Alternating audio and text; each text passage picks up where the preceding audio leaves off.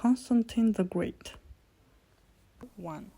The Empire under Diocletian. The catastrophe of the fall of Rome, with all that its fall signified to the 5th century, came very near to accomplishment in the 3rd. There was a long period when it seemed as though nothing could save the empire. Her prestige sank to the vanishing point. Her armies had forgotten what it was to win a victory over a foreign enemy. Her emperors were worthless and incapable. On every side the frontiers were being pierced and the barriers were giving way. The Franks swept over Gaul and laid it waste. They penetrated into Spain, besieged Toledo, and seizing the galleys which they found in the Spanish ports, boldly crossed into Mauritanian Africa. Other confederation of free barbarians from southern Germany had burst through the wall of Hadrian, which protected the Teeth lands, and had followed the ancient road of invasion over the Alps. Pannonia had been ravaged by the Sarmate and the Quadi. In successive invasions, the Goths had overrun Dacia, had powered round the Black Sea, or crossed it on shipboard, had sacked Trapezon and Chalcedon, and after traversing Bithynia, had reached the coast of Ephesus. Others had advanced into Greece and Macedonia, and challenged the Roman navies for the possession of Crete. Not only was Armenia lost, but the Parthian had passed the Euphrates, vanquished and taken prisoner the Emperor Valerian, and surprised the city of Antioch, while the inhabitants were idly gathered in the theatre. Valerian, chained and robed in purple, was kept alive to act as Sapphir's footstool. When he died, his skin was tanned and stuffed with straw and set to grace of Parthian temple.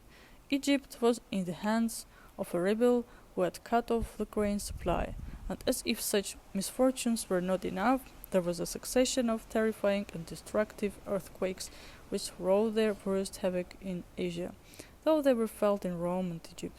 These two were followed by a pestilence which raged for 15 years, and according to Eutropius, claimed, when at its height, as many as 5,000 victims in a single day. But then the usual miracle of good fortune intervened to save Rome from herself. The empire fell into the strong hands of Claudius, who in 2 years smote the Goths by land and sea, and of Aurelian, who recovered Britain and Gaul, restored the northern frontiers, and threw to the ground the kingdom over which Zenobia ruled from Palmyra. The empire was thus restored once more by the genius of two Pannonian peasants, who had found in the army a career open to talent. The murder of Aurelian in 275 was followed by an interregnum of 7 months. Vepescus quotes a letter written by one senator to another at this period, begging him to return to Rome and tear himself away from the amusements of Baea and Puteoli. The Senate, he says, has returned to its ancient status. It is we who make emperors. It is our order which has the distribution of offices. Come back to the city and the Senate house. Rome is flourishing. The whole state is flourishing. We give emperors, we make princes, and we, who have begun to create, can also restrain. But Carus's reign was brief, and at his death the empire was divided between his two sons, Carinus and Numerian. Numerian was soon slain by his praetorian prefect, Arius Aper, but the choice of the army fell upon Diocletian, and he, after stabbing to the heart the man who had cleared his way to the throne, gathered up into his strong hands the reins of power in the autumn of 284. He met in battle the army of Carinus at Margus in Moesia during the spring of 285. Carinus was slain by his officers, and Diocletian reigned alone. But he soon found that he needed a colleague to help with him the dangers and the responsibilities of empire. He therefore raised his lieutenant Maximian to the purple with the title of Caesar, and a 12-month later gave him the full name and honors of Augustus.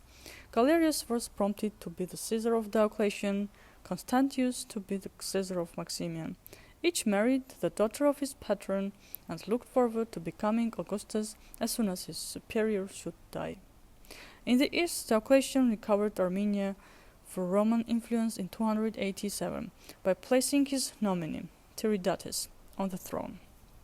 This was done without a breach with Parthia, but in 296 Tiridates was executed and war ensued. Diocletian summoned Galerius from the Danube and entrusted him with the summoned command, but Galerius committed the same blunder which Crassus had made 3 centuries and a half before. He led his troops into the wastes of the Mesopotamian desert and suffered the inevitable disaster.